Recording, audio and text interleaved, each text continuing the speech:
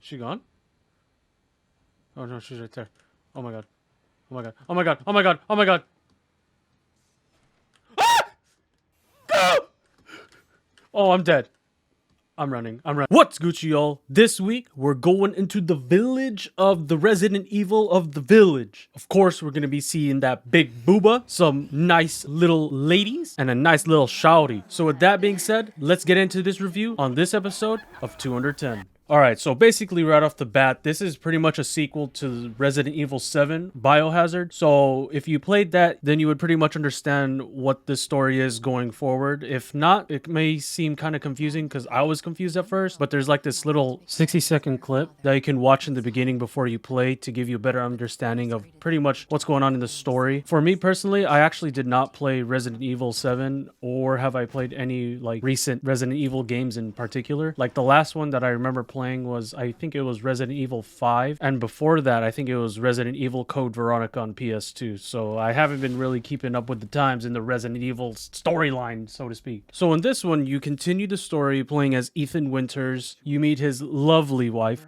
There's nothing wrong with my memory. Damn, okay, can you chill out? And beautiful daughter. And to not spoil too much, she pretty much gets taken away, your daughter, and you have to go and find her. That's all I'm gonna say. I'm not saying anything else. So obviously it's called Resident Evil Village for a reason, because you end up basically in a village. And as you play, you get different maps for the different regions on the area for basically the town, which is nice. It's like a medium-sized area. It's a medium-sized town. It gives you places to explore. I personally like it since this is the first Resident Evil game that I'm going to be playing since like forever. So it's cool, though I'm more accustomed to the old school RE style where it's third-person view with the crazy camera angles where it shoots it from so far away and things like that. So having it first-person definitely intensifies the scare factor, I guess you can say. Get up off me! And on the topic of old school RE, when you first meet the Duke and you kind of just sit there with him and you listen to him, he actually refers to RE4 by saying one of his lines. And I only know this because I've watched people play RE4 a very, very long time ago. What are you buying? Just something an old friend of mine used to say. And also early on, you meet the one we all are here for, Shouty. Yes, that's right. She's just basically like an old lady, and she kind of talks crazy.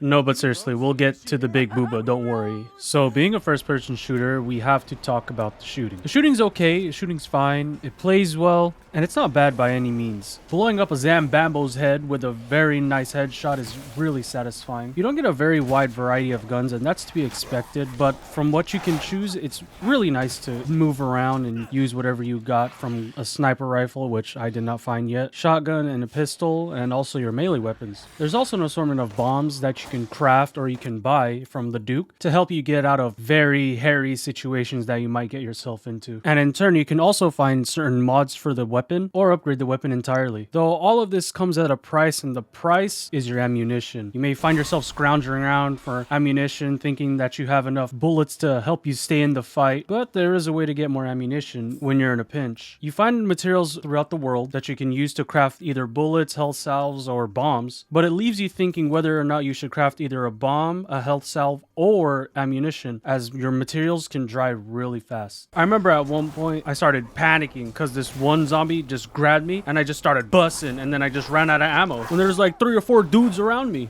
Needless to say, I ran my ass as fast as I could, like I gotta get the hell out of here. It'll definitely make you think about choosing your next shot very carefully. From the different enemy types, there's just, you know, your regular mobs, and then you got your big dudes, and then you got the ones that are just armored and the ones that are fast. There's just a whole sort of enemies. So from an FPS standpoint, it's not that bad. It really does put you in the action more than just the third-person camera that I'm accustomed to. I personally like it, but man, I am actually scared of horror games. I actually don't like playing horror games. But I made this one for you guys, so yeah, enjoy it. And if you're enjoying the video so far, like the video and leave a comment down below on which game you want me to review next. So of course, the game looks beautiful. I mean, we all know that. We can see it with our eyes. It's not ugly. The big Booba in high definition. Then you got the 3 daughters, and you got all these ugly ass zombies, and your hand, and it's just like so crazy because the graphics are so good that they're now modeling more grotesque things to model, and it's just super nasty, but it's super good. Obviously, of course, I'm playing on PC, but even on my computer, it doesn't take that much. If you have a pretty modern graphics card, it should run this game on either medium or low settings, no problem.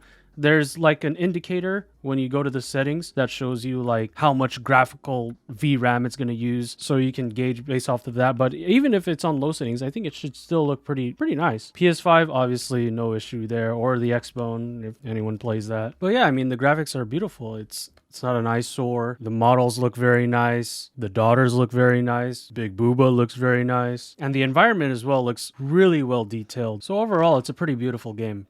Okay, let's get one thing straight. I'm not the most courageous person when it comes to horror things or anything scary in general. Oh my god, you mother father! Oh shit! Oh my god! Oh my god!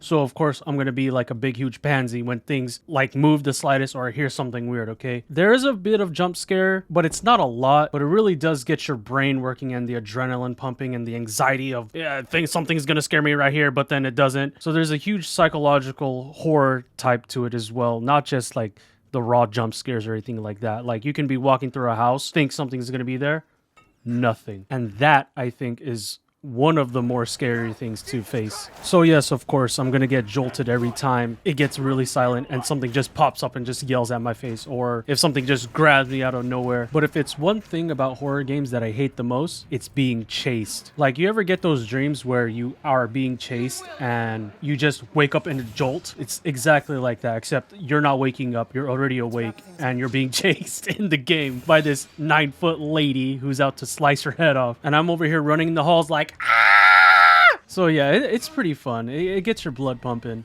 So the verdict, should you get the game? Yeah, I mean, the game's fun. It has a great story, although it's kind of short. I hear it's like about 10 hours, and I think you should play Resident Evil 7 first to better understand the story and then play this one. But yeah, overall, it's a fun game. I am having my fun with it. And there's also a mode later on that you can unlock, I think after you pass the game, where you literally just go around shooting zombies for like a high score. Kind of like zombies mode in Call of Duty, where you just get guns and then just rack up score and things like that. So there's a lot of playability here. And on that note, thank you very much for watching. If you enjoyed the video, remember to give it a thumbs up. I'll be uploading these videos every Friday. So until next time, peace.